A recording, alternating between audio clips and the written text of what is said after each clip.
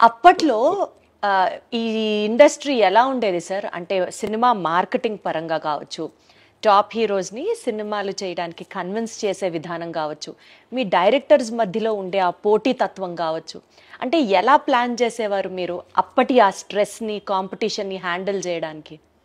రామారావు కానీ లేకపోతే వీళ్ళకి కానీ వాళ్ళకి కానీ గంటలు గంటలు కథ చెప్పేవాళ్ళం కదమ్మా. చెప్పేవాళ్ళు కాదు. అంతకుముందు వాళ్ళు ఏం చేశారు, మనం ఈసారి కొత్త డిఫరెంట్ ఏంటి, ఓ 20 minutes 30 minutesలో లైన్ ఓహో, ఓకే అయిపోయిందమ్మా. లేకపోతే ఇంకోటి చూడండి అంటే అంతే. ఆ తర్వాత ప్రొడ్యూసర్స్ కూడా చాలా మంచి ప్రొడ్యూసర్స్. నాకు ఎంతసేపు ఏంటంటే ప్రొడ్యూసరు 100% నష్టపోకూడదు, రెస్పాన్సిబిలిటీ. ఎందుకంటే వాళ్ళు వడ్డీలు తెచ్చి అది చేసి 100% సక్సెస్ అవ్వాలి అనే స్పిరిట్తో ఉండేది. అందుకనే మ్యాక్సిమం అడిగిన 38 daysలో తీసామమ్మా. అంతేనా? 38 రోజుల సినిమా అయిపోయింది. జ్యోతి 28 రోజులు. అరే, ఏదైనా కూడా 40-45 రోజులమ్మా మాక్సిమం. ఆ తర్వాత ఈ జిమ్మి జిప్పులు ఇవన్నీ వచ్చిన తర్వాత కొంచెం అప్పుడైనా కూడా నేను 70 రోజులు దాట్లా, 60-70 రోజులు అలా. ఒక పక్కన తెలుగు, ఒక పక్కన హిందీ. ఊరికి మనగాడు తెలుగులో కృష్ణతో పెద్ద సూపర్ హిట్ మా. అది చూసి జితేంద్ర మా హిందీలో తీద్దామని. అప్పుడు ఏంటంటే 16 ఏళ్ళ వయసు తెలుగులో హిట్ అయింది, హిందీలో శ్రీదేవి చేస్తే ఆళ్ళ. అయినా కూడా జితేంద్ర శ్రీదేవిని పెడదామంటే ఓకే అన్నాడు. లేకపోతే అమ్మాయికి అట్లా మన సౌందర్య ఇంటర్వ్యూలో కూడా అమ్మాయి చెప్పింది అసలు. అండ్ చాలా అన్ఫార్చునేట్ విషయం ఏంటంటే లాస్ట్లో అమ్మాయి మామ్ అనే సినిమా తీసింది కదమ్మా, రీసెంట్గా రిలీజ్ అయింది. అవును. ఇక్కడ ఆడియో ఫంక్షన్ తెలుగులో కూడా చేయడానికి నన్ను చీఫ్ గెస్ట్గా పిలిచి ఆ అమ్మాయి కాంబినేషన్లో 24 సినిమాలు చేశాను. 25th ఫిలిం కూడా మనం చెయ్యాలని నాకు ఆడ నమస్కారం పెట్టింది. ఆ తర్వాత దేవలోకానికి వెళ్ళింది. అతిలోక సుందరి దేవలోకానికి వెళ్ళిపోయింది. చాలా ఇండస్ట్రీకి అంటే మ్యాక్సిమం సర్వ్ చేసింది. అట్లాంటి డెత్ ఉండకూడదు. అవును సార్, అవును సార్. ఇందాక మీరు చెప్పినట్లుగా శ్రీదేవి గారితో 24 సినిమాలు చేశారు, 11 సినిమాలు ఎన్టీఆర్ గారితో చేశారు, 14 సినిమాలు చిరంజీవి గారితో చేశారు. అసలు ఇట్లా చెప్పుకుంటూ పోతే ఏఎన్ఆర్ గారితో, శోభన్ బాబు గారితో, కృష్ణరాజు గారితో ఇట్లా చాలా సినిమాలు చేశారు కదా. అప్పట్లో ఆ హీరోస్లో ఉండేటువంటి ఆ చరిష్మాటిక్ ఎక్స్పీరియన్స్ మీతో ఎట్లా ఉండేది సార్? నాగేశ్వరరావు, రామారావు వాళ్ళు మా నాన్నగారు తరం అమ్మ. చాలా గౌరవంగా ఉండేది. వాళ్ళ ఎక్స్పీరియన్స్ మాతో షేర్ చేసుకోవటం. ఎందుకంటే వాళ్ళకి ఆ టైంలో ఏంటంటే యంగ్ డైరెక్టర్స్ కావాలి వాళ్ళకి. ఎప్పుడైనా కొత్తదే సెలెక్ట్ చేసుకుంటారు కదా. అట్లా అందరూ అసలు చాలా హ్యాపీగా ఆడతా పాడతా తీసేవాళ్ళం అమ్మ, కథల విషయంలో కానీ రిలీజ్ అయిన తర్వాత కానీ. అండ్ ఇంకో గొప్ప విషయం ఏంటంటే ఓ పిక్చర్ ఒక ఆడపోయినా కూడా ఈ డైరెక్టర్ వద్దు ఇంకో డైరెక్టర్ పెట్టుకుందాం అనే సిస్టమ్ లేదు అప్పుడు. రామారావు కానీ ఎవరైనా కూడా హీరోలు అందరూ, చిరంజీవి గారితో కూడా నాకు హిట్లు ఉన్నాయి, ఫెయిల్యూర్స్ కూడా ఉన్నాయి. ఫెయిల్యూర్ అయిందని చెప్పి డిస్కౌంట్ డైరెక్టర్ వద్దు అన్నట్టు లేదు, ఈక్వల్గా షేర్ చేసుకునేవాళ్ళం. ఓకే, తప్పు జరిగింది నెక్స్ట్ కరెక్ట్ చేసుకుందామని. అట్లా చాలా ఫ్రెండ్. ఇప్పుడు కూడా అంతా సరదాగానే ఉంటారు. ఇప్పుడున్న జనరేషన్లో వాళ్ళు తీసే పిక్చర్లు నాకు నచ్చిందంటే డెఫినెట్గా నాకు ఫోన్ చేసి అప్రిషియేట్ చేస్తారు. చేస్తే నేనే వస్తానండి అని చెప్పి వచ్చేవారు. అప్పుడప్పుడు డైరెక్టర్స్ అందరం కలిసి ఈ బ్యాచ్ డైరెక్టర్స్ అందరూ మా ఇంట్లో పార్టీ చేసుకుంటా ఉంటున్నాం. అబ్బో, అదే అడగబోతున్నాను. అంటే డైరెక్టర్స్ ఇప్పటి వాళ్ళని మీరు అప్రిషియేట్ చేయడమో చాలా పెద్ద విషయం. ఇందాక మీరు అన్నట్లు 3 తరాల హీరోలని మీరు ఇంట్రడ్యూస్ చేశారనుకోవచ్చు, వాళ్ళతో కలిసి చేశారనుకోవచ్చు. ఎన్టీఆర్ గారి దగ్గర నుంచి, ఏఎన్ఆర్ గారి దగ్గర నుంచి ఇట్లా చెప్పుకుంటూ పోతే జనరేషన్స్ వైజ్ సినిమాలన్నీ మీరు చేశారు ఆ హీరోలతో. ఆ జనరేషన్ గ్యాప్కి మీరు ఎలా అడ్జస్ట్ అయ్యేవారు రాఘవేంద్రరావు గారు? ఎలా హ్యాండిల్ చేసేవారు? వాళ్ళతో ఫ్రెండ్లీగా ఉండేవాడు. వాళ్ళ మెయిన్గా అమ్మో రాఘవేంద్ర గారు చాలా సీరియస్గా ఉంటారు అనుకుని వస్తారు. ఓహో. వచ్చిన తర్వాత కొంచెం మామూలుగా ఫ్రెండ్లీగా ఉంటాం, కొంచెం ఫూరిష్ జోకులు వేయటం. నా చుట్టూ కూడా ఎప్పుడు ఎంటర్టైనింగ్గా ఉండే వాళ్ళతోనే ఉంటాను నేను. చాలామంది ఇప్పుడు ఉన్న బ్యాచ్లో కానీ బయట ఫ్రెండ్స్ కానీ, సినిమా ఫ్రెండ్స్ కన్నా బయట ఫ్రెండ్స్లో కానీ సరదాగా ఏ దేశం వెళ్ళినా కూడా వాళ్ళతో వెళ్ళటం, అక్కడ ఏదో ఒకటి చేయటం, ఏం లైఫ్ని లైట్గా తీసుకోవటం. అద్భుతం. అంటే మిమ్మల్ని ఇంట్రడ్యూస్ చేస్తున్నాను అని కొంచెం ఆ భయము, ఆ బెరుకు నాకు కూడా ఉండింది. భయపడుతూ వచ్చాను, అమ్మో చాలా తక్కువ మాట్లాడతారు అనుకుంటా. కానీ కెమెరా సాక్షిగా చెప్తున్నాను, సార్ని కలిసిన తర్వాత అసలు ఇంటర్వ్యూ ఎంత జాయ్ఫుల్గా, హ్యాపీగా, అసలు నాకు ఇప్పుడు టెన్షనే లేదు రాఘవేంద్ర గారు. ఆ స్ట్రెస్ అంతా పోయింది, ప్రశాంతంగా మాట్లాడుతున్నట్టుంది మీతో. మెయిన్గానమ్మా ఇప్పుడు మనకు సామెత ఉంది కదమ్మా, కొత్త నీరు వస్తే పాత నీరు వెళ్ళిపోతుందని. నేను ఒక స్టేజ్లో అవును కొత్త తరం వచ్చినప్పుడు మనం సైడ్ ఇవ్వాల్సిందే, ఆపలేం కదా, ఆపాల్సిన అవసరం కూడా లేదు. మనకు డైరెక్షన్ తప్ప ఇంకేం తెలియదు. బిఏకి పెద్ద ఉద్యోగం రాదు. నెక్స్ట్ తెలిసింది ఏంటి అని ఆలోచిస్తే డ్రైవింగ్ తెలుసు. చాలా రిచ్ మ్యాన్ దగ్గర డ్రైవర్గా పనికొస్తాను తప్ప డైరెక్షన్ తప్ప ఏమీ తెలియదు. అప్పుడు ఆలోచించి అప్పుడే రామోజీరావు ఈటీవీ అన్నీ పెట్టారు.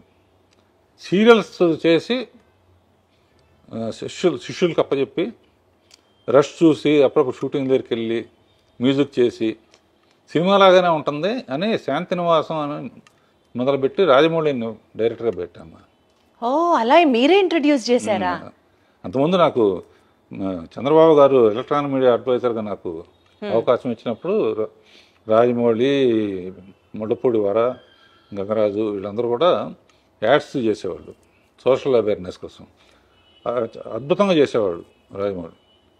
అప్పుడు శాంతినివాసం కథ అనుకుంటే అతనే మొత్తం కథని అవుట్లైన్ చెప్పాను. అతను 1000 ఎపిసోడ్లకు సరిపడా. సో అప్పుడప్పుడు చెట్టుకు వెళ్ళేవాడిని. నేను అనుకున్న చెప్పిన తర్వాత రష్ వచ్చిన తర్వాత చూస్తే నేను చెప్పిన దానికన్నా బాగా తీసేవాడు. సో అక్కడి నుంచి ఇక కాన్ఫరెన్స్ వచ్చి స్టూడెంట్ నెంబర్ 1కి నేను పర్యవేక్షణ చేసి తన డైరెక్టర్గా పెట్టారు. పెట్టినప్పుడు ఊరినే అతను సక్సెస్ఫుల్గా 2-3 సినిమాలు అయిన తర్వాత ఆర్కే నుంచి వచ్చావు కదా, నీకు ఎప్పుడు వీలుంటే డబ్బులతో నాకు పని లేదు, నీకు ఎప్పుడు వీలుంటే అప్పుడు నాకు కూడా ఒకటి చేయంటే ఆఖరికి బాహుబలి అని గిఫ్ట్గా ఇచ్చాడనమాట. నేను మా అల్లుళ్ళు కలిసి తీసాం. సో ఇప్పుడు అంటే ఇప్పుడు సరే ఆ తరం అయిపోయింది. సీరియస్ తరం ఇప్పటికీ జరుగుతుందమ్మా. 25 ఏళ్ళ నుంచి మాట్లాడలేదు, మీ అందరూ తెలుసు. అవును, సౌందర్యలహరిలోనే ఫస్ట్ మాట్లాడింది. నా నమ్మకం ఏంటంటే అమ్మా, డైరెక్టర్గా నా జర్నీ ఇంతకాలం ఇంత స్ట్రాంగ్గా ఉండడానికి కారణం అండ్ నా ప్రొడ్యూసర్లకి, ఆర్టిస్టులకి, టెక్నీషియన్స్కి, డిస్ట్రిబ్యూటర్స్కి, థియేటర్ యాజమాన్యానికి అండ్ ప్రేక్షక లోకానికి వీళ్ళందరికీ మనస్ఫూర్తిగా థ్యాంక్స్ చెప్తున్నాను. వాళ్ళు లేకపోతే నా ఈ సక్సెస్కి అర్థం లేదు.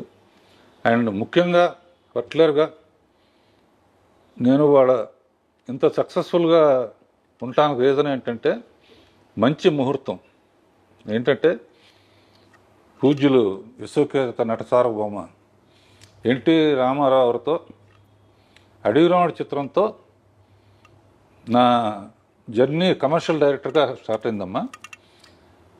ఫస్ట్ టైం ఆడిటోరియంలో అడవిరాముడిలో అంతకుముందు రామారావు కనపడితే పూలు వేయటం, కొబ్బరి హారతలు ఇవ్వటం ఉండేది. ఫస్ట్ టైం ఆర్ఎస్కోబాయ్ పాటకి డబ్బులు వేయటం మొదలుపెట్టారు. అదొక రికార్డు. దానికి కారణం ఏంటంటే ఈ అవకాశం నాకు అవడానికి నేను అసిస్టెంట్ డైరెక్టర్గా ఫస్ట్ క్లాప్ కొట్టింది కూడా ఆయన మీదే. ఆయన మీద కొట్టిన క్లాప్ ఆ తర్వాత ప్రేక్షకులు కొన్ని కోట్ల మంది మన సినిమాలకి క్లాప్స్ కొడతారని అప్పుడు ఊహించలేదు నేను. ఇలా చాలా విషయాలు మీ నుంచి తెలుసుకోవడం, మీతో పంచుకోవడం సంతోషంగా ఉంది.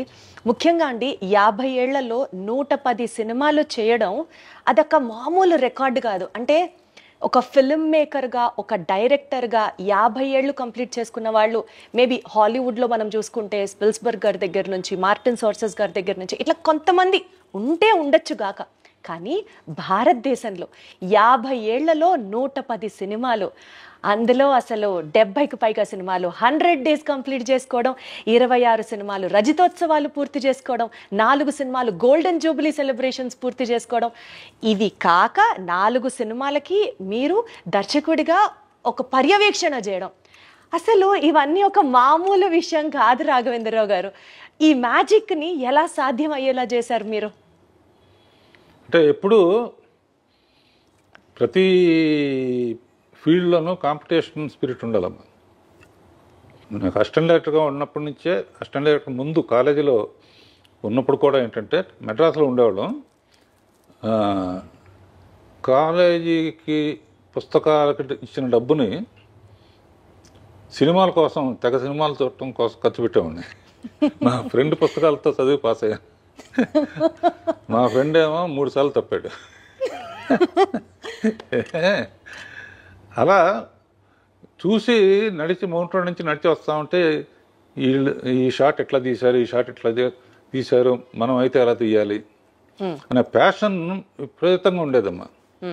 అప్పుడు మా నాన్నగారు కూడా డైరెక్టరు. ఆ తర్వాత ఆయన చాలా సక్సెస్ఫుల్గా ప్రేమ్ నగర్ ఇవన్నీ చేశారు. మా సొంత ప్రొడక్షన్స్ ప్రకాష్ ప్రొడక్షన్స్ అని ఉండేది, దానికి ఎంబ్లమ్ లైట్ హౌస్ అనమాట.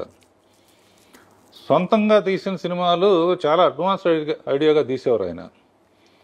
అందుకనే మొత్తం పోయింది డబ్బు. డైరెక్టర్ ఆలోచనలు ఎలా ఉంటాయంటే కంపారిజన్స్తో ఉంటాయి. ప్రకాష్ ప్రొడక్షన్స్ లైట్ హౌస్లో బల్బు ఆరిపోయింది, నేను మళ్ళీ డైరెక్టర్ అయ్యి ఆ బల్బు వెలిగించాలి అనే ఒక ఛాలెంజ్ తీసుకున్నామా. ఛాలెంజ్ తీసుకుని ఫస్ట్ పిక్చర్ పాండవనస్తం కమలాకర్ కామేశ్వరతో చేసి, తర్వాత నాన్నగారి దగ్గర ఎక్కువ చేశాను. విమోత్సవం గారి దగ్గర ఒకటి చేశాను. నాన్నగారి దగ్గర సెక్షనే చాలా ఉపయోగపడింది.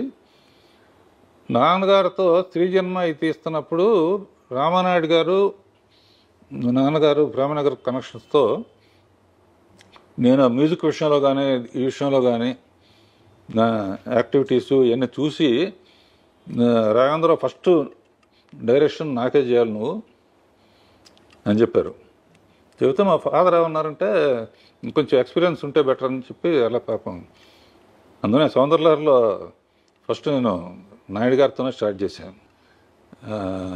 ఆ తర్వాత యాక్చువల్గా మా ఫ్రెండ్స్ చాలా కేసీపీ లిమిటెడ్ అని దాని తాలూకు కొంచెం బాగా రిచ్ పీపుల్, బాగా క్లోజ్గా ఉండేవాళ్ళం. వాళ్ళు ఓ రోజు రాఘవేంద్ర సినిమా తీద్దామన్నారు.